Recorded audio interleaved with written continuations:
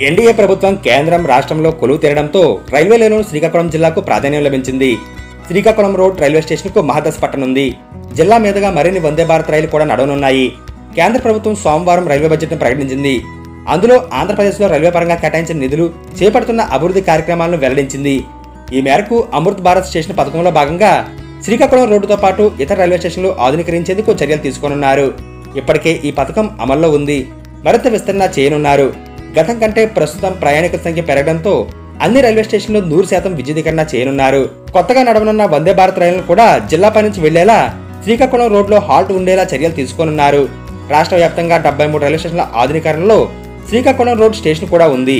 అలాగే కొత్తగా 50 నమో భారత్ రైళ్లు, 200 వందే భారత్ రైళ్లు, కొత్తగా 100 అమృత్ భారత్ రైళ్లను ఆంధ్ర రాష్ట్రంలో నడిచేందుకు అనుమతి ఇస్తున్నట్లు రైల్వే మంత్రి అశ్విని వైష్ణవ్ ప్రకటించారు. దీనివల్ల జిల్లా మీదుగా ఒడిశా, పశ్చిమ బెంగాల్కు వెళ్లేవారు ఈ రైళ్ల వల్ల శ్రీకాకుళం రోడ్డుకు మహదశ పట్టనుంది. దూర ప్రాంతాలకు మరిన్ని రవాణా సౌకర్యాలు మెరుగుపడనున్నాయి. దీనిపై జిల్లాకు చెందిన ప్రజాప్రతినిధులు హర్షం వ్యక్తం చేస్తున్నారు.